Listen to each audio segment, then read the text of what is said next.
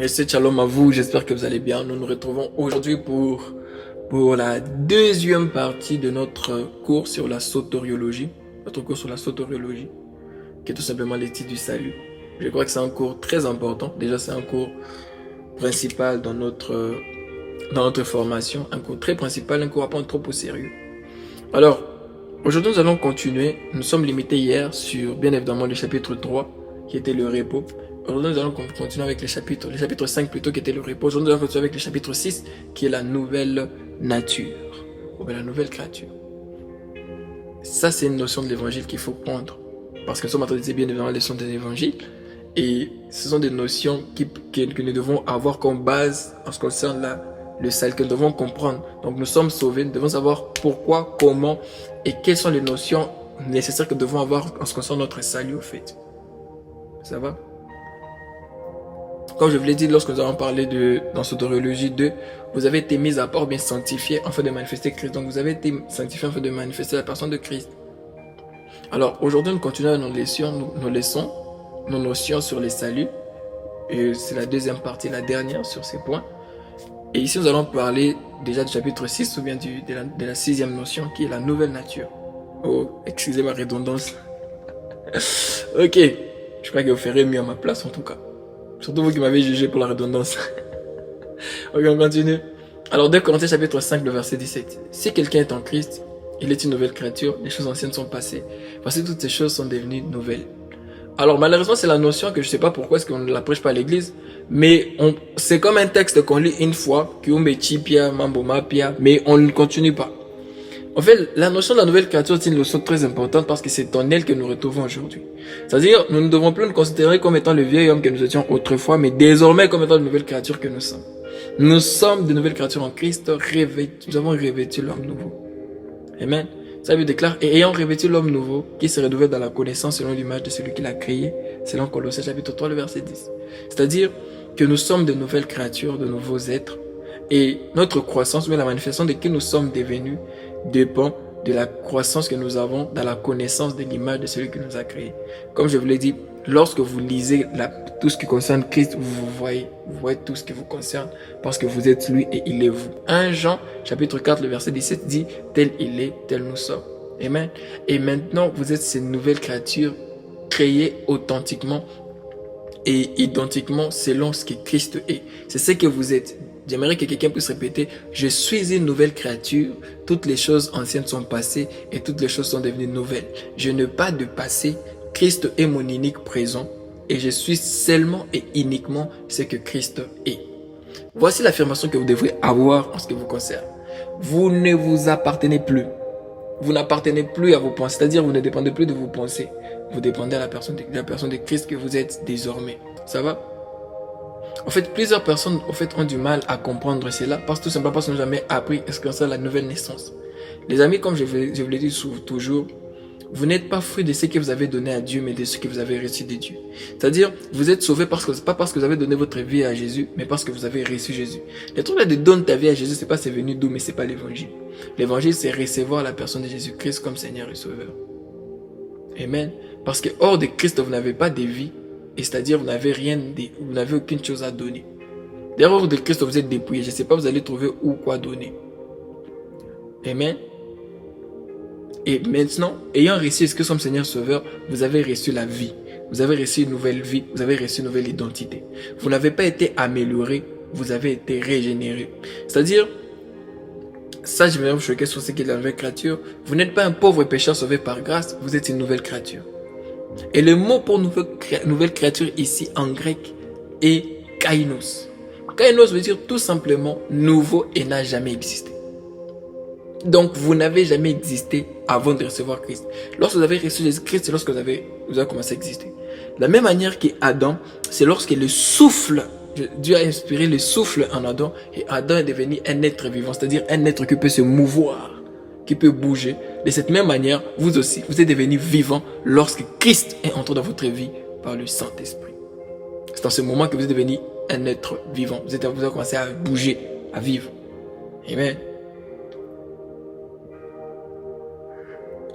Et en tant que nouvelle créature, ça va? Vous êtes un être spirituel. C'est-à-dire, Vous ne pouvez pas vous juger, vous ne pouvez pas juger votre nouveauté de création par rapport à votre apparence physique, parce que vous allez recevoir Jésus-Christ comme Seigneur et Sauveur. Si vous étiez obèse, vous allez rester obèse. Si vous étiez Miss, vous allez rester Miss. Apuchu ou bien skinny, vous allez rester comme ça. Physiquement, rien ne va changer, mais intérieurement, tout a changé. Vous êtes devenu semblable à l'image de Christ. Que vous soyez un homme, que vous soyez une femme, vous êtes devenu l'image de Christ. L'exemple d'Apuchu, je sais pas c'est venu d'où là. Moi j'ai vu ça sur TikTok. On a me dire, on me déconseille déjà de regarder TikTok, on me dit que ça c'est une distraction. Et moi c'est une distraction. Mais on continue avec les enseignements. Mais maintenant, comme on disait, ça va, vous êtes totalement transformé dans l'homme intérieur. Totalement transformé dans l'homme intérieur. Amen. Vous êtes transformé, vous êtes changé, vous êtes une nouvelle personne. C'est un nouveau vous qu'on voit. Amen. Ne vous focalisez plus sur l'apparence extérieure pour vous définir. Focalisez-vous sur la parole pour vous définir et vous verrez cela être manifesté. Donc plus vous serez en train de focaliser sur la personne de Christ que vous êtes, plus vous serez en train de le voir, vous serez manifesté. Car la Bible déclare, si tu crois, tu verras. Si tu crois que tu es parfaitement l'image de Dieu, parfaitement comme Christ est, irréprochable aux yeux de Dieu, plus tu crois en cela, plus tu les verras se manifester dans ta vie. Donc tout ici, dans la foi chrétienne, est une question de croire. C'est pour ça que moi j'appelle toujours ceux qui sont en Christ des croyants. Parce qu'ils ont cru qu'ils sont en Christ, c'est pour ça qu'ils manifestent cela. C'est par la foi qu'ils manifestent cela. Amen. Alors en tant que croyant, focalisez-vous sur ce que vous croyez. Vous verrez cela s'accomplir. 2 Corinthiens chapitre 3, le verset 18. Plus vous vous contemplez selon ce que vous êtes en Christ, plus vous arrivez à le manifester. N'oubliez jamais ça. Et la confession que vous avez à faire concernant le fait que vous êtes devenu une nouvelle créature, que votre présence est Christ, demeurez avec cette conscience et cette révélation et vous verrez comment est-ce que votre vie sera transformée à jamais.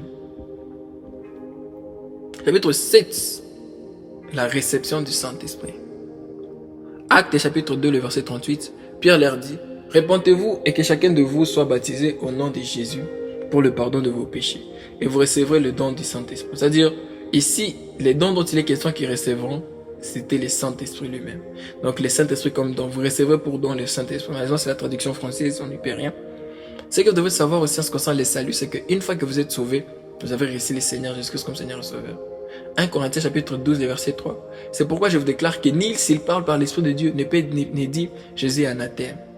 Et que nul ne peut dire Jésus-Christ est Seigneur si ce n'est par le Saint-Esprit. Vous recevez Jésus-Christ comme Seigneur et Sauveur parce que vous avez reçu le Saint-Esprit. Ici, il est important de savoir ceci. Ça va? C'est que lorsque vous êtes enfant de Dieu, vous avez le Saint-Esprit en vous. Donc, tout enfant de Dieu a le Saint-Esprit en soi. Et le Saint-Esprit que j'ai, c'est le même que vous avez. Tous, nous avons part au même Saint-Esprit. C'est la personne de Christ en esprit que nous avons. C'est-à-dire l'Esprit de Jésus. C'est Jésus lui-même. Ça va? Parce que lorsqu'il fait partir, il dit à ses disciples, dans peu de temps, vous me voyez, mais dans peu de temps, vous ne me verrez plus. Mais dans peu de temps encore, vous me verrez. Parce que le Saint-Esprit qui est venu, c'est Jésus-Christ encore lui-même. Il n'y a aucune différence entre le Père, le Fils et le Saint-Esprit en termes de nature. Ils ont tous la même nature. Tout ce que Jésus pourrait faire, le Saint-Esprit peut le faire en nous. C'est-à-dire, nous avons reçu le Saint-Esprit. C'est le souffle de Dieu que nous avons qui nous permet à ce que nous puissions vivre cette vie surnaturelle. Parce que vivre la foi chrétienne, ce n'est pas naturel, c'est surnaturel. Il vous est impossible de manifester Christ sans le Saint-Esprit. Et Dieu, sachant cela, lorsque vous l'avez reçu, vous avez reçu sur son Esprit. C'est pour ça même Jésus dit dans Jean chapitre 16, le verset 7, « Il vous est préférable, oui, il vous est avantageux que je m'en aille. Car si je ne m'en vais pas, le consolateur ne viendra pas vers vous. Mais si je m'en vais, je vous l'enverrai. » Amen. Le Saint-Esprit, tous nous l'avons. Nous avons tous le Saint-Esprit. Amen. Et ce que vous avez, et dans Actes chapitre 19, le verset 1 à 15 à 5, lorsque l'apôtre Paul rencontre certains croyants, il dit, il arrive, il leur demande, il leur dit, il rencontre des disciples, et la question qu'il leur pose, avez-vous reçu le Saint-Esprit quand vous avez cru? Et bizarrement, le croyant leur répond, nous avons cru. Ils disent, nous n'avons même pas entendu parler qu'il y avait un Saint-Esprit. Il y a plusieurs croyants qui ne savent même pas qu'ils ont le Saint-Esprit en eux. Il y a plusieurs croyants qui jusqu'à aujourd'hui pensent qu'ils peuvent être chrétiens sans le Saint-Esprit. C'est impossible. C'est impossible. Vous ne pouvez pas être chrétien sans le Saint-Esprit. C'est impossible. C'est le Saint-Esprit qui vous donne cette habilité à l'être même. D'accord? Imaginez-vous, l'apôtre Paul fut obligé même de reprêcher ces gens-là. Et ces gens ont été, parce qu'ils ont seulement entendu parler du baptême des gens, c'est-à-dire du baptême d'eau. mais n'ont jamais entendu parler du Saint-Esprit. Il vous est impossible d'être grand sur les Saint-Esprit. Amen. La réception du Saint-Esprit, pour certains, ça s'est fait de manière spectaculaire. Là, chataka. Il sort de partout, il crie, il parle de... Certains, c'est ça. Et ce n'est pas ça qui fait en sorte qu'il dit que vous êtes conféré, que vous avez le Saint-Esprit ou pas. Moi, personnellement, j'ai pu commencer à bénéficier des avantages de personnes qui ont la conscience d'avoir le Saint-Esprit. Non pas lorsque j'ai eu des choses surnaturelles bizarres se manifester dans ma vie. Non, tout simplement au moment où j'ai cru que je l'ai. De la même manière que si vous croyez fermement que vous avez reçu ce que comme Seigneur Sauveur, vous êtes confiant dans votre foi en Christ et que de là où vous êtes conscient que vous avez reçu Christ comme Seigneur Sauveur, vous êtes conscient que vous avez le Saint-Esprit en vous. En ce moment-là, je vous assure, vous remarquez que votre vie changera. Vous n'aurez pas la même vie que vous avez avant en fait. Ça va? Certaines personnes pensent qu'ils n'ont même pas encore reçu le Saint-Esprit parce que ce n'était pas venu frappant. En frappant les regards, donc ils n'ont pas bougé. Luc chapitre 17, le verset 20. Le royaume de Dieu ne vient pas de manière à frapper les regards. Amen. Amen. Recevoir Jésus égale recevoir le Saint-Esprit. J'aimerais que quelqu'un confesse en disant, j'ai le Saint-Esprit en moi, j'ai la plénitude de Dieu en moi. Et je marche par le Saint-Esprit. La parole de Dieu n'est pas un fardeau pour moi, car je porte en moi le Saint-Esprit et je le manifeste. Rabadabaya. Alléluia.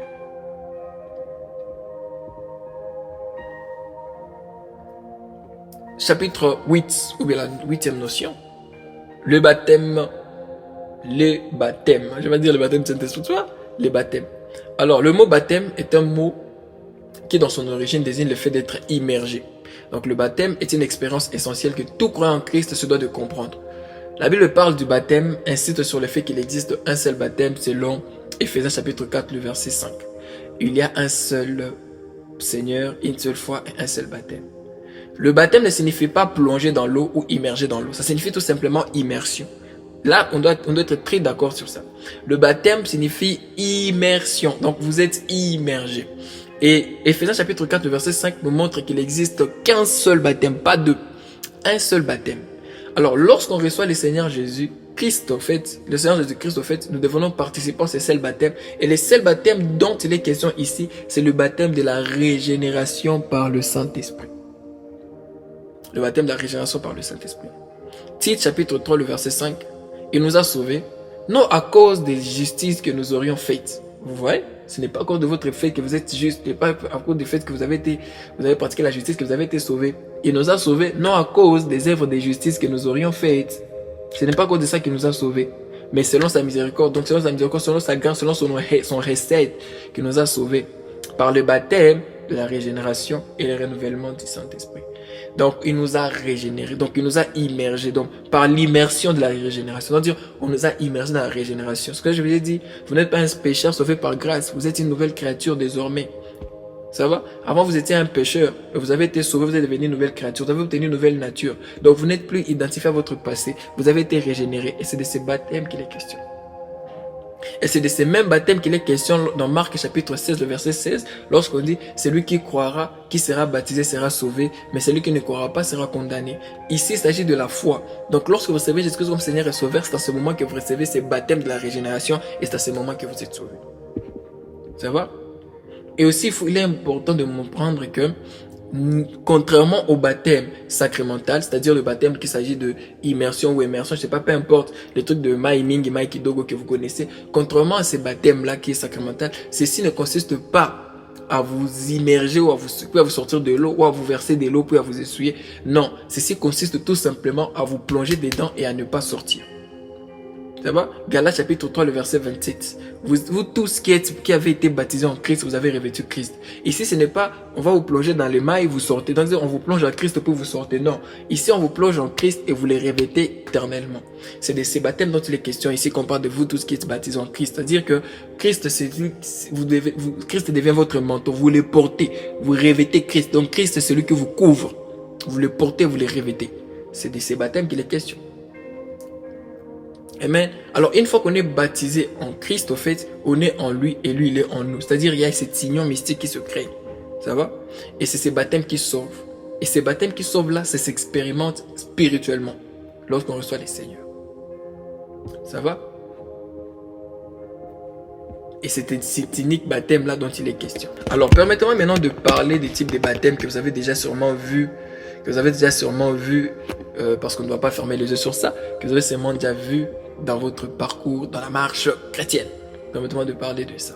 Il y a 4 baptêmes que vous avez déjà vus, ou dont vous avez déjà entendu parler, notamment le baptême du Saint-Esprit, le baptême dans le Saint-Esprit, le baptême d'eau et le baptême de feu. Mais quels sont ces 5 baptêmes? Comment est-ce que ces 4 baptêmes-là reviennent? De quoi il s'agit vraiment? Parce qu'il n'y a qu'un seul baptême, on a déjà expliqué tous ces baptêmes. Mais quels sont ces baptêmes? Comment on doit comprendre ces baptêmes? Premièrement, quand on parle du baptême du Saint-Esprit, comme le nom l'indique, c'est le Saint-Esprit qui se baptise. Quand je dis ça, ça paraît bizarre, mais vous allez comprendre. C'est-à-dire, c'est le Saint-Esprit qui est immergé. Et le baptême du Saint-Esprit, c'est quand le Saint-Esprit est immergé dans le Coran. C'est-à-dire, lorsque vous recevez le Seigneur Jésus-Christ et vous recevez le Saint-Esprit, vous recevez le baptême du Saint-Esprit. C'est simple, aussi simple que ça. Il y a maintenant ce qu'on appelle le baptême dans le Saint-Esprit. Le baptême dans le Saint-Esprit, c'est les revêtements. Amen. Acte chapitre 1, le verset de la Bible déclare: mais vous recevrez une puissance, le Saint-Esprit survenant sur vous, et vous serez mes témoins dans toute la Judée, dans la Samarie et sur les extrémités de la terre. C'est dans ces moments où l'onction de Dieu prend le contrôle, amen, sur vos agissements, sur votre contrôle, et vous vous remarquerez ivre du Saint-Esprit. Là, vous vous immersez. Donc, vous êtes conscient que le Saint-Esprit est en vous, mais vous vous immergez encore en lui, en prenant conscience de lui. C'est pour ça, Ephésiens chapitre 5, le verset 18 à 21 dit ceci: ne vous enivrez pas de vin, c'est de la débauche. Soyez au contraire remplis de l'esprit et entretenez-vous par des psaumes, par des hymnes, par des cantiques, chantant et célébrant de tout votre cœur de louange du Seigneur. Rendez continuellement grâce pour toutes choses à Dieu le Père, au nom de notre Seigneur Jésus, et vous soumettant les uns aux autres dans la crainte de Christ. Amen. Est-ce que vous comprenez cela? Ici, les questions, ce qu'on appelle en swahili kujazo, c'est-à-dire être rempli du Saint-Esprit, comme on l'a dit. C'est le baptême dans le Saint-Esprit. C'est-à-dire, vous voyez, vous sentez vraiment, vous vivez cette expérience où le Saint-Esprit n'est pas seulement manifeste en vous, selon dans votre conscience, mais le Saint-Esprit est manifeste et vous le voyez, vous le palpez. Des fois, moi, quand je sens ça, c'est un peu comme de l'électricité au fait. C'est un peu comme de l'électricité. Et ça qui fait en sorte que lorsque vous sentez ça, que vous priez pour quelqu'un, cette personne reçoit encore ces charges qui proviennent de vous au fait. C'est seulement ça. Après vient maintenant ce qu'on appelle le baptême d'eau, que vous devrez comprendre. 1 Pierre chapitre 3, le verset 21. Cette eau était une figure du baptême, qui n'est pas la purification de sueur du corps, mais l'engagement d'une bonne conscience envers Dieu. Et qui maintenant vous sauve, vous aussi par la résurrection de Jésus-Christ. Amen. C'est-à-dire, le baptême d'eau qui a été préfiguré, qui est selon les délices de tout ça dont l'apôtre Pierre parle ici. Le baptême ici d'eau, le baptême physique, ce n'est pas le baptême qui sauve. Mais au contraire, c'est une image, c'est une figure au fait du véritable baptême que vous avez reçu en Jésus-Christ. C'est ce baptême que vous avez reçu au fait, c'est ça le vrai baptême. C'est le baptême de la régénération. C'est le seul baptême dont on a parlé lorsqu'on a commencé à parler du baptême. C'est de ces baptêmes-là. Donc, c'est-à-dire que le fait qu'on vous plonge dans l'eau, qu'on vous sorte, c'est juste un symbole, c'est juste une image pour témoigner votre foi. Mais ce n'est pas ce que vous sauve. D'accord? C'est un symbole, rien d'autre qu'un symbole ou une figure de ce qui s'est passé à l'intérieur de vous. Car on peut vous plonger dans l'eau maintenant et vous retrouver dans des bêtises après. Parce que ce n'est pas ce qui vous sauve. Vous plongez dans l'eau, ce n'est pas ce qui vous sauve. Ce qui vous sauve, c'est recevoir Jésus-Christ. Et le baptême d'eau physique, c'est un acte qui est produit. Pourtant, vous êtes sauvé uniquement par la grâce et sans participation des œuvres. C'est-à-dire, il n'y a aucune participation de vos œuvres qui pourra vous sauver. Non, ça. Amen. Donc c'est celle la foi en Christ qui vous a sauvé. Donc le baptême d'eau, c'est-à-dire moi je dis toujours aux gens, baptisé ou pas, si vous avez déjà resté Seigneur Jésus-Christ comme Seigneur Sauveur, c'est important. Mais si vous êtes dans une communauté où, même si vous avez déjà resté Seigneur Jésus-Christ comme Seigneur et Sauveur, et qu'on vous exige de vous faire baptiser, histoire de témoigner votre foi, faites-le, ça n'a pas de problème. Mais le plus important, c'est de savoir qu'on est sauvé uniquement par la grâce au moyen de la foi, et uniquement parce qu'on a reçu le Seigneur Jésus-Christ comme Seigneur et Sauveur. Parce que si le baptême d'eau était vraiment salutaire comme la plupart des personnes le pensent, le vrai de la croix ne serait pas justifié et rendu acceptable au ciel sans passer par cela. Ça va? Et l'apôtre Paul lui-même, il dit que dans son ministère, il n'a pas été là pour baptiser les gens, mais au contraire, lui, il a prêché l'évangile. Imaginez-vous la personne qui a apporté l'évangile, qui a prêché vraiment l'évangile, n'a même pas baptisé de quelqu'un. Can you imagine that? C'est-à-dire que le baptême d'eau, ce n'est pas ce qui vous sauve, comme je viens de vous le dire. Le baptême d'eau, ce n'est pas un truc salutaire, hyper important et tout. Le baptême d'eau, c'est un témoignage que vous rendez devant les autres et tout. Sinon, vous êtes sauvé sans ça, quand vous avez reçu Seigneur Jésus-Christ comme Seigneur et Sauveur. Si vous voulez le faire, faites-le. Si vous l'avez fait, c'est pas grave. Si vous ne voulez pas le faire aussi, c'est pas aussi grave. Mais bon, c'est à vous de voir. Ça dépend de votre conviction. Maintenant, il y a 4, le baptême de feu. La plupart des personnes n'ont jamais compris le baptême de feu, malheureusement. Malheureusement. C'est quoi le baptême de feu? 1 Corinthiens chapitre 3, le verset 13 à 15. Car le jour la fera connaître parce qu'elle se révèle dans le feu. Et le feu éprouvera ce que l'œuvre de chacun. Si l'œuvre bâtie par quelqu'un sur le fondement subsiste, il recevra une récompense. Et si l'œuvre de quelqu'un est consumée, il perdra sa récompense. Pour lui, il sera sauvé, mais comme par du feu. Le baptême de feu fait tout simplement référence au jugement dernier qui viendra embraser ce qui est de Dieu, ce qui n'est pas de Dieu, et afin de conserver ce qui est de lui. C'est de ça qu'il est question dans le baptême de feu. Donc quand vous lisez ces passages de 1 Corinthiens chapitre 3, le verset 13 à 15, on vous parle bien évidemment de cela. On parle de comment est-ce que l'œuvre de chacun sera jugée. L'œuvre de chacun sera jugée comme par le feu. Amen. Donc c'est de ça qu'il est question en ce qui concerne le baptême de feu. Il ne s'agit pas du fait d'avoir les ailes pour Dieu. Et on est baptisé de feu. Non, mes amis. Quand on parle de celui-là, c'est vrai qu'il va baptiser du Saint-Esprit et du feu. C'est tout simplement celui qui va vous baptiser du Saint-Esprit. Ça va? Et qui au final finira par juger l'œuvre de chacun par le baptême de feu en séparant l'ébranlable de l'inébranlable. Ça va? On est ensemble? Hébreux chapitre 12, les versets 27 à 29.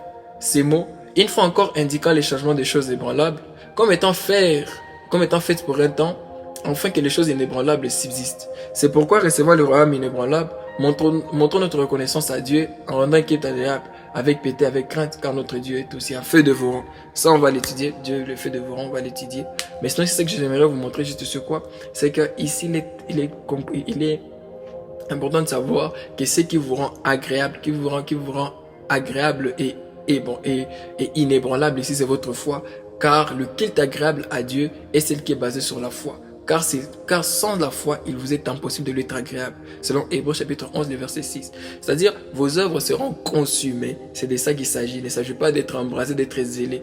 Tous ces ailes que vous manifestez, c'est juste l'action du Saint-Esprit sur vous qui peut faire référence peut-être au baptême dans le Saint-Esprit ou à l'œuvre de l'onction dans votre vie. C'est tout simplement ça. Amen. C'est tout simplement ça. Amen. Alors les inébranlables sont des œuvres qui ne sont pas fondées sur la foi en Christ. Les ébranlables sont ceux qui ne sont pas fondés sur la foi en Christ, tandis que les inébranlables sont ceux qui sont fondés sur la foi en Christ. Donc tout ce que vous avez fait sans être fondé sur la foi de Christ sera comme de la chaume. Ça va partir. Mais tout ce que vous avez fait étant fondé sur Christ, c'est de l'or, c'est précieux. Même si l'or du jugement, ça pourra subsister. Amen. Alléluia. Chapitre 9, la prédestination. 1 Pierre chapitre 20, le verset 1 Pierre chapitre 1, le verset 20. Là, il déclare, prédestiné avant la fondation du monde et manifesté à la fin des temps à cause de vous. Ici, ce que je vais vous dire, c'est quoi? C'est que lorsqu'il a fallu que Dieu établisse comment déverser son amour et manifester sa paternité à l'humanité, il était prédestiné que cela n'adviendrait que par un seul homme, qui est Christ. C'est-à-dire Christ est le seul prédestiné, qu'il a ainsi prédestiné pour le salut de l'humanité. D'accord? La chair d'Adam était connue de Dieu avant même la fondation du monde. Voilà pourquoi Dieu a proagi à cela en prédestinant Christ comme étant la solution. Éphésiens chapitre maintenant 1, le verset 4, c'est-à-dire que Christ est la seule prédestination. En lui, Dieu nous a élus avant la fondation du monde pour que nous soyons saints et irrépréhensibles devant lui. C'est-à-dire que c'est en Christ que Dieu nous a élus avant la fondation du monde. La prédestination est simple à comprendre. Vous n'êtes pas élu avant la fondation du monde lorsque vous n'êtes pas en Christ. C'est lorsque vous entrez en Christ que vous entrez dans le plan prédestiné de Dieu qui a été établi avant la fondation du monde. Donc c'est en Christ que vous retrouvez la prédestination. Christ est la prédestination et c'est en lui que vous êtes prédestiné, pas hors de lui. Cela suppose qu'il n'y a pas ceux-là qui ne sont pas prédestinés à être sauvés et ceux-là qui sont seulement destinés à être sauvés. Cela suppose tout simplement qu'il y a que étant en Christ, que vous avez part à la prédestination. Apocalypse chapitre 13, le verset 8. Et tous les habitants de la terre adoreront ceux dont le nom n'a pas été écrit dès la fondation du monde dans les livres de vie qui ont été immolés. Ça va? Ici, vous remarquez qu'il est question tout simplement des personnes. En fait, lorsque vous entrez en Christ, vous entrez dans les sacrifices qui ont été immolés avant la fondation du monde. Car c'est là qu'il est question dans 1 Pierre chapitre 1, le verset 20. On parle de Christ, qui est l'offrande qui a été offerte avant la fondation du monde pour nous. Amen. Et c'est ainsi que lorsque vous recevez le Seigneur Jésus-Christ comme Seigneur et Sauveur, vous recevez aussi la prédestination. Amen. Il n'y a aucun homme qui a été rejeté, car la volonté de Dieu, c'est dans 1 Timothée chapitre 2, le verset 4, et que tout le monde soit sauvé et qu'il parvienne à la connaissance de la vérité. Et non seulement ça, l'œuvre de Christ, au fait, n'est pas destinée au salut de quelques-uns. Selon Jean chapitre 1, le verset 20, la Bible déclare qu'il est l'agneau de Dieu qui ôte les péchés du monde. Et 1 Jean chapitre 2, le verset 2, il dira même ceci, que Jésus-Christ est une victime expiatoire non seulement pour nous, mais pour le monde entier. Et 2 Corinthiens chapitre 5, le verset 19 dira que Jésus-Christ nous a réconciliés avec le Père, il a réconcilié le monde avec le Père. C'est-à-dire ceci, Jésus-Christ est mort pour le monde entier, pas pour certains. Donc c'est-à-dire il n'y a pas ceux qui sont prédestinés à être sauvés et d'autres non. Tout le monde et la volonté de Dieu pour tout le monde, c'est de les voir sauvés. Et une fois sauvé en Christ, la personne vit la prédestination. Amen. Je crois que ça a été simple et simplifié. La prédestination vous a été simplifiée. Alors, chapitre 10, l'enfer. La plupart des personnes, lorsqu'ils entendent parler de l'enfer, en fait, ont tendance à avoir un Dieu en colère qui jette les hommes méchants dans le feu pour les brûler. Pourtant, Dieu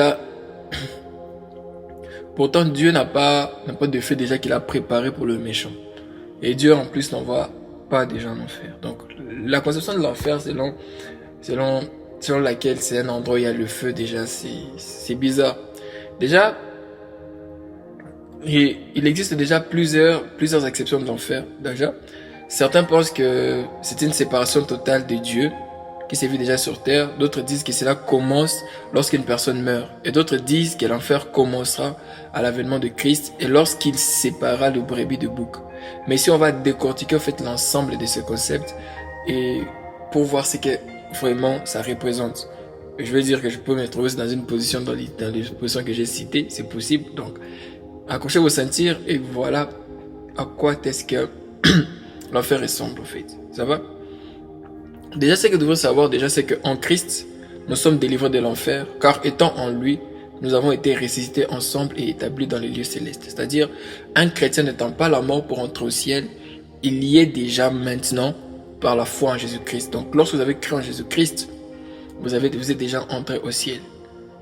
Les préceptes religieux selon lesquels on dit en anglais « heaven at last » ou bien « le ciel pour la fin », ça va, est une théorie selon laquelle le croyant devrait faire plus que croire en Jésus-Christ pour hériter les ciels. C'est-à-dire, au-delà du fait d'avoir cru en Jésus-Christ, ça prend beaucoup de choses, beaucoup de struggles, beaucoup de luttes que tu dois faire afin d'atteindre le ciel. Ça va? C'est qu'en fait, contraire à cette vérité biblique que nous verrons de voir, selon laquelle c'est la foi en Jésus-Christ, en fait, par la foi en Jésus-Christ, nous sommes déjà au ciel. Et cette vérité biblique se trouve dans Éphésiens chapitre 2, le verset 6. Il nous a ressuscités ensemble et nous a fait asseoir ensemble dans les lieux célestes en Jésus-Christ. C'est-à-dire, nous sommes désormais dans les lieux célestes en Christ. C'est là où nous sommes assis. Le ciel, ce n'est pas un objectif. Le ciel, c'est déjà là où nous sommes. Hébreux chapitre 10, le verset 27. Mais une attente terrible du jugement et l'ardeur d'un feu qui dévorera le rebelle. Pour ce qui est de rebelles, ça va? Pour ce qui est de rebelles, dans Hébreux chapitre 10, le verset 27, ça va?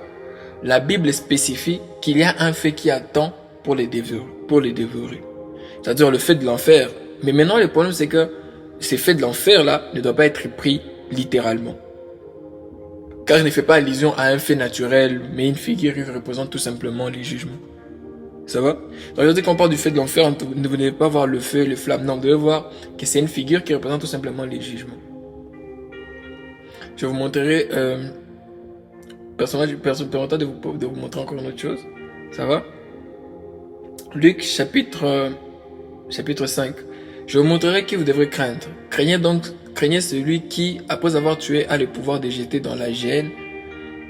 Ou, oui, je vous l'ai dit, c'est lui-là que vous devrez craindre. Ça va? Plusieurs personnes déjà pensent que quand il s'agit de ces versets, où on dit que vous devrez craindre celui qui a le pouvoir non seulement après vous avoir tué, mais de vous jeter dans la géhenne. Déjà, plein de gens pensent que c'est lui qui doit nous tuer, nous jeter dans la géhenne. Ici, c'est Dieu. Pourtant, il ne s'agit pas de Dieu. Dans ces versets, il s'agit tout simplement de la langue. Parce que la Bible déclare, la vie et la mort sont au pouvoir de la langue. Par elle, nous sommes justifiés. Lorsqu'on confesse le Seigneur Jésus-Christ comme Seigneur et Sauveur, nous sommes sauvés. Donc, par la langue, nous sommes sauvés. Et tout comme en ne confessant pas le Seigneur Jésus comme Seigneur et Sauveur, nous sommes condamnés, en fait. Et non seulement la langue a le pouvoir de nous tuer quand on ne confesse pas le Seigneur Jésus-Christ comme Seigneur et Sauveur, et c'est pareil au fait que nous tombons dans la gêne. Donc il ne s'agit pas de Dieu. Pour vous dire encore combien de fois que Dieu ne vous envoie pas en enfer. D'accord? Donc le verset de Luc chapitre 12, le verset 5, c'est un verset que je viens de citer pour vous permettre de bien vous expliquer qu'il ne s'agit pas au fait il ne s'agit pas de Dieu là-bas, il s'agit de la langue. Quand je parle de la langue, je parle de la parole, donc de la confession de Jésus-Christ comme Seigneur et Sauveur. En fait, c'est de ça qu'il est question ici. Ça va? Et c'est ce que nous devons craindre, comme dans Hébreux chapitre 4, le verset 1, nous devons craindre le fait d'entrer dans son repos. Et nous entrons dans son repos lorsque nous recevons le Seigneur Jésus comme Seigneur Sauveur, lorsque nous le confessons, en fait. Ça va? C'est pour ça que dans Matthieu chapitre 12, le verset 37 dira ceci, car par tes paroles tu seras justifié et par tes paroles tu seras condamné. Ça va? L'homme ici est appelé plus à craindre, au fait, la décision de ne pas recevoir Christ, au fait, car celle-ci est attachée à la répercussion de Hébreux 4.1, qui est déjà l'effet de ne pas entrer dans le repos. Et l'effet de ne pas entrer dans le repos, maintenant, c'est l'effet d'être en enfer, en fait, parce que ici n'est pas question de craindre un Dieu méchant qui va vous tuer ou vous jeter dans l'enfer, non. Mais ici, il est question de vous amener vers cette responsabilité que vous avez en tant qu'humain, de recevoir, de rejeter la vie et d'accepter et de prendre la mort. C'est de ça qu'il est question. Au détriment, c'est de ça qu'il est question. Voilà. Rejeter l'évangile. C'est de ça. Luc 12, les versets 8 à 9, là, il déclare, je vous l'ai dit, quiconque me confessera devant les hommes, les fils de l'homme le confessera aussi devant les hommes, devant les anges de Dieu. Mais celui qui me régnera devant les hommes sera régné devant les anges de Dieu. Il s'agit ici de confesser pour entrer au fait dans le ciel. Confesser pour recevoir Christ, recevoir le ciel et être dans le ciel. C'est de ça qu'il est question. Pas de dire que Dieu a le pouvoir de nous tuer. Après avoir nous tué, il va les chairs et les airs va nous amener je sais pas où. Non, il s'agit de notre confession de la foi. Ça va? Et puis, ce qui est bizarre au fait, c'est que ces versets que nous venons de lire, c'est un verset suivant. Donc ça suit le verset de Luc 12, chapitre 5. Ça, c'est parce que ça, c'est 8 à 9. Pour remarquer qu'il s'agit vraiment de la confession, de rejeter Christ ou de le recevoir, au fait. Nous devons craindre. C'est pour ça, même dans Jacques, je crois, chapitre 3, lorsqu'il nous parle il parle de la langue avec une sériosité, parce que la langue, c'est comme le moteur de notre vie. C'est ça. Lorsqu'on va dire la christologie, vous allez voir qu'il y a une place importante dédiée à la confession de la parole. Vous devrez confesser ce que vous êtes en Christ. Si pas seulement le confesser, mais le penser au plus profond de vous-même. Arrivez à donner un sens à ce que vous savez en Christ. Arrivez à donner un sens à ce que vous êtes en Christ. Ça va? 2 Thessaloniciens chapitre 1, le verset 6 à 8. C'est ici là où maintenant vous allez comprendre l'enfer. Car il est de la justice de Dieu de rendre l'affliction à ceux qui vous affligent. Et de vous donner à vous qui êtes affligés du repos avec nous. Lorsque le Seigneur Jésus apparaîtra du ciel avec les anges de sa puissance, au milieu d'une flamme de feu, pour punir ceux qui ne connaissent pas Dieu et ceux qui n'obéissent pas à l'évangile de notre Seigneur. Intéressant. Jésus-Christ va venir punir ceux qui ne connaissent pas Dieu et ceux qui ont rejeté l'évangile. Ça va? Mais comment est-ce que cela va se passer? Comment est-ce que ça va se passer? 2 Thessaloniciens chapitre 1, le verset 9 à 10. Donc la suite de ces versets-là, ça dit ceci. Ils auront pour châtiment une ruine éternelle, loin de la face du Seigneur et de la gloire de sa force. Lorsqu'il viendra pour être en ce jour-là glorifié dans ses saints, dans ses saints et admiré dans tous ceux qui auront cru. Car notre témoignage auprès de vous, de vous a été cru. Ici, l'apôtre Paul dans Thessaloniciens, il parle aux gens de Thessalonique qui ont déjà reçu l'évangile. Mais ici, vous remarquerez maintenant, ici, on parle vraiment de l'enfer. Oh, le Seigneur va venir, va punir les gens. Mais comment il va le faire? Il va juste les éloigner de sa présence. Comment est-ce qu'un Dieu omniprésent va éloigner les gens de sa présence? Lui qui est présent partout. C'est-à-dire, la puissance de sa présence ne sera pas manifeste chez ces gens-là. C'est-à-dire, Dieu est lumière, mais eux seront dans les ténèbres. Dieu est amour, mais eux vont vivre autre chose. C'est-à-dire, le châtiment qu'attendent les personnes qui n'ont pas reçu Christ, ou bien l'enfer qu'entendent les personnes qui n'ont pas reçu Christ, c'est l'effet tout simplement d'être privés de la présence, de la gloire de Dieu. Contrairement à nous qui en bénéficierons même après la mort. Comment cela se fera? Ça se fera ainsi. Nous, après la mort, nous aurons part à la vie, mais eux, leur mort sera leur fin définitive. C'est-à-dire, ils n'auront pas à hériter cela. Et les gens disent, non, mais l'enfer c'est léger, si c'est le cas, il va mourir. Non. Mais non. Ici, il est encore important de voir ces passages dans la version Parole vivante. Ça déclare, ils subiront les châtiments d'une perdition éternelle, pour toujours bannis de la présence du Seigneur et privés des splendeurs glorieuses de sa divine présence, que sa divine présence a préparé. Vous remarquerez qu'eux n'arriveront pas à jouir cela. J'avais parlé de cette conception de l'enfer à un ami. L'ami m'avait dit, mais c'est simple, c'est facile. Donc nous on pensait qu'ils vont souffrir, ils vont peiner. Mes amis, ne pas vivre ce qui nous attend, c'est déjà mauvais, parce que ce qui nous attend encore plus grand. C'est pour ça que l'apôtre Paul dit que que les yeux soient ouverts afin que nous puissions savoir quelle est l'espérance qui est attachée à notre appel et quel est l'héritage qui nous est réservé. Parce que ce que nous allons vivre, c'est encore plus glorieux et ils n'auront pas à vivre cela. C'est cela, c'est comme ça l'enfer. La Bible déclare, car Dieu a tant aimé le monde qu'il a donné son Fils unique, afin que quiconque ne croit pas en lui ne périsse point, mais qu'il ait la vie éternelle. C'est-à-dire, tous ceux qui n'ont pas cru en Jésus-Christ vont périr, ils n'auront pas cette vie éternelle. Cette vie après la mort, ils ne l'auront pas. Et ils vont périr. Après cette vie, ça sera la fin de leur vie. Apocalypse chapitre 20, le verset 14 à 15, David déclare, et la mort et les séjours de mort furent jetés dans les temps de feu. C'est la seconde mort. Les temps de feu. Quiconque ne vu pas trouvé écrit dans le livre des vies fut jeté dans les temps de feu. Déjà, vous remarquerez ici que déjà, les gens qui n'ont pas cru vont vivre une seconde mort. C'est-à-dire, non seulement ils sont morts sur cette terre, mais ils n'auront pas part à la vie éternelle, ils seront encore morts. Ils sont encore morts, donc double mort, c'est la deuxième mort. Ça va? Alors, contrairement aux croyants qui sont unis au Seigneur, qui vont recevoir, qui vont hériter un corps immortel, ceux qui n'ont pas cru au Seigneur, au fait, seront séparés et vont périr éternellement en subissant une seconde mort. L'enfer n'est pas cette conception de l'enfer comme étant un lieu où il y a le feu, parce que les personnes qui sont mortes, leur corps reste ici sur terre. Alors, ils vont brûler comment là-bas? Ils vont brûler comment? Posez-vous cette question. L'enfer, ce n'est pas un truc pareil. Oh, vous allez vous mettre beaucoup de choses dans la tête. Non. Et déjà même, l'enfer, c'est tout simplement l'effet d'être hors de Christ, et le ciel, c'est être en Christ. Alors, permettez-moi de vous citer au moins quelques divergences de l'enfer et du ciel. L'enfer est caractérisé par la peur, le ciel est caractérisé par la foi. L'enfer, c'est être livré au péché, selon Jean chapitre 8, verset 34. Le ciel, c'est être affranchi du péché, selon Jean chapitre 8, verset 36. Le salaire du péché, c'est la mort, selon Romains chapitre 6, le verset 23a, de A à B. Ça va? Tout comme le don gratuit de Dieu, c'est la vie éternelle, selon Romains chapitre 6, le verset 23, C à D. C'est-à-dire, là, il s'agit de différence entre l'enfer et le ciel. En enfer, il y a le pleur et les grincements de dents, selon Luc chapitre 13, le verset 8, c'est-à-dire on vit une vie misérable, mais en Christ, il y a la paix et la joie, selon Romains chapitre 14, le verset 17. En enfer, il y a le ténèbre, selon Éphésiens chapitre 5, le verset 8a. Au ciel, il y a la lumière, selon Éphésiens chapitre 5, le verset 8b. En enfer, on est condamné, selon Jean chapitre 3, le verset 18. Au ciel, on est justifié, selon 2 Corinthiens chapitre 5, le verset 21. En enfer, il y a la loi du péché et de la mort, selon Romains chapitre 8, le verset 2. Au ciel, c'est la loi de l'esprit de vie, selon Romains chapitre 8, le verset 2. L'enfer, c'est un lieu de tourment, selon Luc chapitre 16, le verset 28. Le ciel, c'est un lieu de repos, selon Hébreux chapitre 4, le verset 3. Alors, comprenons alors ceci, que l'enfer, c'est tout simplement le fait de vivre hors des réalités que nous avons en Christ. C'est pour cela, tout croyant qui vit hors de la réalité que nous avons à Christ, de ce que nous avons hérité en Christ, vit déjà l'enfer. C'est-à-dire que les gens disent que crois au Seigneur Jésus, sinon tu n'iras pas en enfer. Il est déjà en enfer vu qu'il n'est pas en Christ. C'est en Christ qu'on vit le ciel, c'est en Christ qu'on entre au ciel. Amen. C'est-à-dire, vous n'évangélisez pas les gens de ne pas aller en enfer sous prétexte qu'ils vont croire en Seigneur Jésus. Non. Le fait qu'ils n'aient pas déjà crié au Seigneur Jésus-Christ comme Seigneur et Sauveur, ces gens sont déjà en enfer. Amen.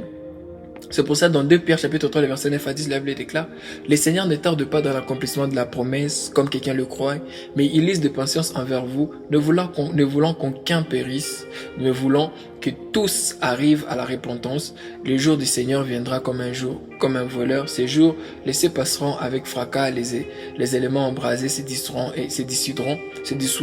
et la terre, avec les œuvres qu'elle renferme, sera consumée. Là, on parle du jour du Seigneur et tout. Et ici, il est encore important de savoir que Dieu n'a prédestiné aucun homme à l'enfer.